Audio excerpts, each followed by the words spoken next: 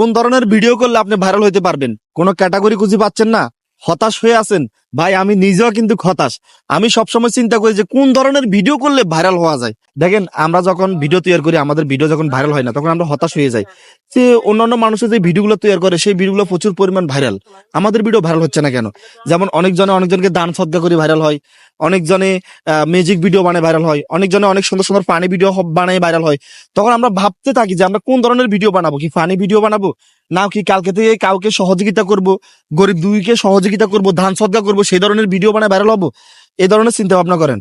আমি আপনাকে বলবো, আপনার ভিতরে যে প্রতিভাটা আছে, মানে আপনি যেটা ভালো পারবেন, যেটা আপনার সাথে যায়, সেই ধরনের ভিডিও বানানো শুরু করেন। শুরু থেকে যে আপনি সবাইকে দান সদ্গা করতে পারবেন, সবাইকে সহযোগিতা করতে পারবেন এমনটা না। আপনার থেকে তো টাকা থাকতে হবে।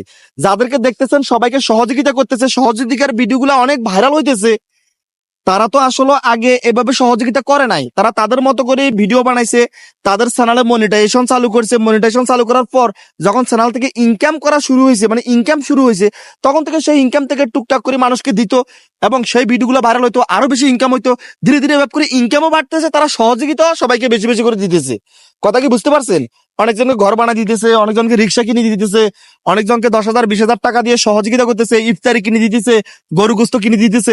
এগুলো দেখে আপনারও আগ্রহ জাগে যে আমিও সেই ধরনের ভিডিও বানাবো, আমিও সহযোগিতা করব। আগে নিজে দাঁড়ান, যে কোনো একটা ভিডিও বানায়, মানে যে কোনো এক ধরনের ক্যাটাগরির ভিডিও বানায় আগে দাঁড়ান, মোটামুটি ভাবে আপনার চ্যানেলে মনিটাইজেশন করেন। যখন আপনার ইনকাম হবে, ধীরে ধীরে আপনি টুকটাক কাউকে সহযোগিতা করলেন, পরবর্তী সেই সহযোগিতার ভিডিওগুলো ভাইরাল হলে সেখান থেকে আরো বেশি ইনকাম হবে, তখন সবাইকে সহযোগিতা করতে পারবেন। এখন যদি আপনি সহযোগিতা করতে চান, তাহলে তো আপনার টাকার প্রয়োজন। যাদের অট্টালিকা টাকা আছে, বাড়ি আছে, গাড়ি আছে, টাকা পয়সার অভাব নাই, ভাই তারা শুরু থেকে কিন্তু সহযোগিতার ভিডিও করতে পারেন, কোনো সমস্যা নাই। শুরু থেকে সহযোগিতার ভিডিও করলে আপনার তো টাকা আছে, আপনার টাকা দিয়ে খুব দ্রুত উঠে যেতে পারবেন। আর যারা মধ্যবিত্ত ঘরের ছেলে, যারা গরিব, কন্টেন্ট তৈরি করতেছেন, অনেক আশা নিয়ে ভিডিও বানাচ্ছেন, তাদের জন্য কিন্তু সহযোগিতার ভিডিও না। আপনার থেকে তো টাকা থাকতে হবে সহযোগিতা করতে হলে। আবার অনেক সময় আমরা অনেকের ফানি ভিডিও দেখি যে তাদের ফানি ভিডিওগুলো প্রচুর পরিমাণ ভাইরাল।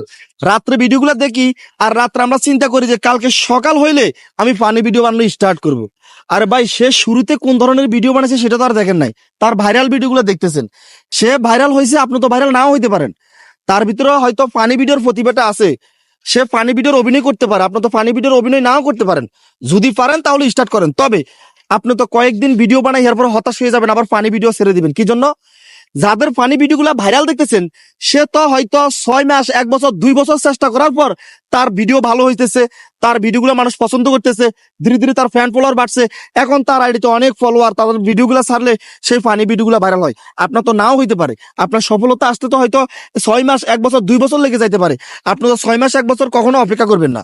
আপনি 2-3 দিন ভিডিও বানায়, হয়তো 1 সপ্তাহ, 1 মাস ভিডিও বানায় এরপর হতাশ হয়ে যাবেন, আবার আপনি ক্যাটাগরি চেঞ্জ করবেন। মোট কথা হলো, আমি আপনাদেরকে এটা বলতে চাই, আপনি যেটা ভালো পারবেন, আপনার সাথে যেটা যাবে, আপনার যেটা আছে সেটা নিয়ে আপনি লড়াই করতে থাকেন, একদিন সফলতা আসবে। ধন্যবাদ।